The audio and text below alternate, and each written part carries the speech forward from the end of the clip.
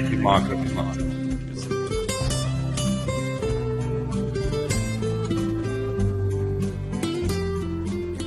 So once again, welcome to the Learning Teaching Forum for 2016. As many of you be aware, this is an ongoing, regular event in the university's academic calendar, and it is about sharing our ideas about teaching excellence, and about thinking innovatively and for the future. And the program has been designed around that theme. So, with all due respect to my colleague, Professor Armstrong, who's DVC Research, the university has always remained have as a core focus learning and teaching. We do want it to be heavily research informed and to have highly research active staff so that they are using their knowledge of the fields to do that. But it is at its heart an educational institution engaged in learning and teaching. And the university is particularly interested to ensure that its core business is captured in a way that gives pride to the institution, pride in the graduates, and that serves the needs of the regional countries that support and are the members of USP. And indeed, the USP brand is strongly labelled by the quality of its graduates, which is strongly influenced by the quality of the learning and teaching that goes on here and at the other campuses that make up USP.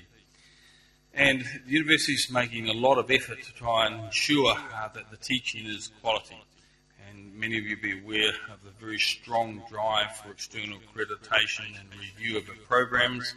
It's all very well, as the VC would say, for us to make loud claims about how good we are, but if other people with no vested interest review us and accredit us and say that a program is of quality, a graduate's of quality, then it is much more convincing for our students and all of our stakeholders, including our development partners. So the university has a very strong focus on accreditation, both through the Fiji Higher Education Commission, who we work closely with, and also through international accrediting bodies such as the AMDA and the IPENS, the Institute of Professional Engineers in New Zealand, for engineering programs and so on. So there is a big focus on quality and on external validation.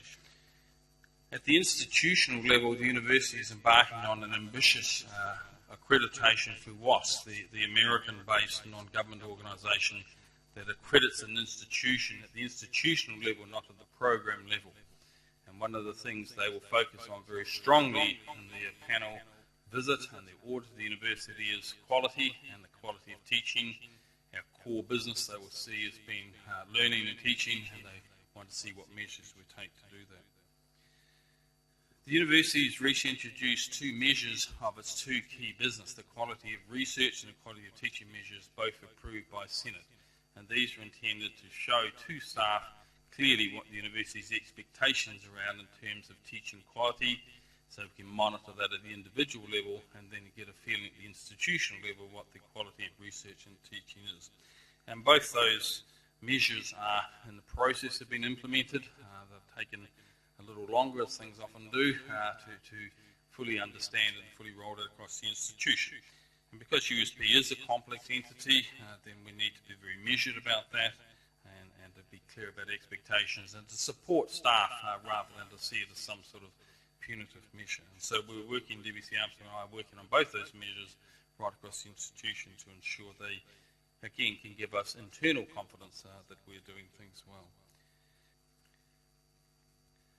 I'd now like to just move forward a little and towards the introduction of our chief guest and keynote speaker today. Before doing that, I'll just give a little bit of background about the theme for this year's Learning Teaching Forum. The university is, again, I'm preaching to converted, I'm sure, is an unusual institution. It's not quite unique. It can be quite unique. It's not unique in the sense that there is the University of West Indies, many of you would know, that has a similar type of model, but does operate a bit different. The USP sits in an environment where it has a huge geographical spread. It has a very large number of campuses and learning centres, and those campuses vary substantially in terms of their size, the number of students, the infrastructure, facilities, and their national context of the education and everything. And that creates a really complex environment in which the university operates. And in our discussions with our